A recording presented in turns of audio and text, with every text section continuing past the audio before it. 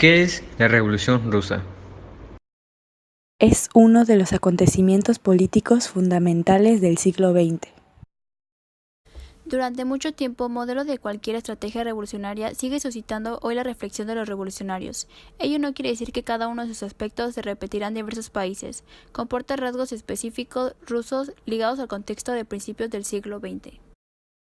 La Revolución Rusa desplegó una ingente práctica política para la igualdad basada en un empeño cultural liberador.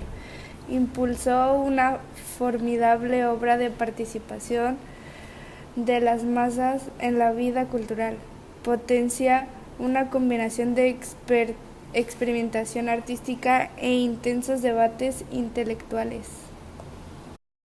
El desarrollo del teatro, el cine, el diseño, el urbanismo, la pintura, la escultura, la pedagogía, el análisis de la coyuntura económica y la historiografía no tenía precedente.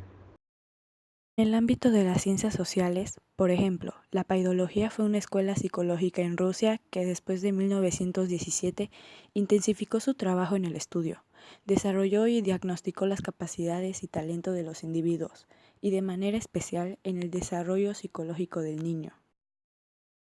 La cuestión femenina estuvo incluida en ese movimiento histórico. El divorcio dejó de ser un lujo para los ricos. La mujer trabajadora no tendría que esperar meses o años para que fuera fallada su petición de separación matrimonial. En 1 a 2 semanas podría. La revolución trató de destruir el hogar familiar que condena a la mujer trabajadora a las labores forzadas desde la infancia hasta la muerte. Esta explosión histórica abarcó todas las zonas de la vida social, política y cultural de Rusia. Cuestionó las estructuras de la dominación. El gobierno revolucionario combinó medidas de aplicación concretas e inmediatas con otras vinculadas a la ideología emancipadora marxista que demandaría un proceso de acumulación cultural. El control obrero desapareció cuando las fábricas dejaron de funcionar. Tal situación trajo consecuencias graves por el establecimiento de un régimen de democracia obrera. Los soviets, como órgano de poder de la clase trabajadora, cayeron en su uso. Los kulaks, medianos y grandes propietarios campesinos lograron apoderarse de numerosos soviets locales teniendo responsabilidad en el deterioro de las prácticas democráticas y el aumento de los mecanismos burocráticos. Las células del partido estuvieron frecuentemente dirigidas por los mismos que asalariaban a los campesinos pobres y que boicoteaban la entrega de trigo. Entre los datos determinantes del periodo estuvo el aumento progresivo de la burocracia como sujeto parasitario de la revolución. En la medida que disminuía dramáticamente la clase obrera, el número de funcionarios del Estado aumentaba.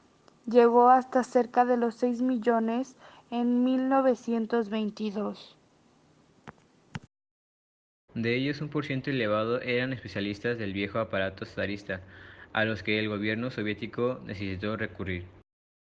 Al mismo tiempo, el Ejército Rojo necesitó sumar a sus filas a antiguos oficiales, unos 50.000 en 1918. Dentro del bolchevismo coexistían al menos dos tendencias políticas y culturales que respondían de modo diferente a qué hacer y cómo continuar el poder revolucionario. Una tendía a dotar a Rusia de un Estado que defendiera el interés de la clase trabajadora bajo el control de estos. La otra tenía a un Estado como fin en sí mismo, independiente del control directo de los obreros y clases populares. Los cuadros políticos bolcheviques no eran numerosos al estallido de la revolución, a pesar del aumento en la membresía del partido. La calidad de sus cuadros no era equivalente. De manera progresiva, ascendieron a los principales cargos administrativos figuras de relieve secundario dentro de la revolución. Muchos de estos individuos fueron elegidos a dedo por Stanley, quien desde 1919 encabezó el Comisariado del Pueblo para la Inspección Obrera y Campesina, cuya misión original fue controlar la desviación burocrática por el aparato estatal a favor del control obrero y campesino. Ese contexto estuvo marcado por varios procesos dentro del partido, entre ellos el incremento de los hombres de comité. Eran los prácticos que se encargaban de las tareas organizativas y tendían a resolver los problemas de un modo administrativo, preferiblemente en las oficinas y no en las fábricas, al tiempo que tendían a ver al partido como fin en sí mismo y no como instrumento para ejecutar el programa revolucionario. Frente a los hombres de comité estaban los teóricos que más que la organización velaban por los aspectos ideológicos y Al terminar la guerra en el terreno de las relaciones exteriores era clara la diferencia entre la diplomacia estatal y en el apoyo de la Revolución Mundial. La necesaria cautela evocada por Lane en el relacionamiento externo implicaba conciliar la necesidad comercial y el interés revolucionario.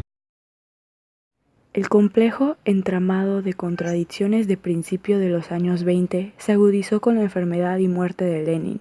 Emergió como problema práctico la sustitución del líder capaz y legítimo que contaba con un sólido consenso moral y político.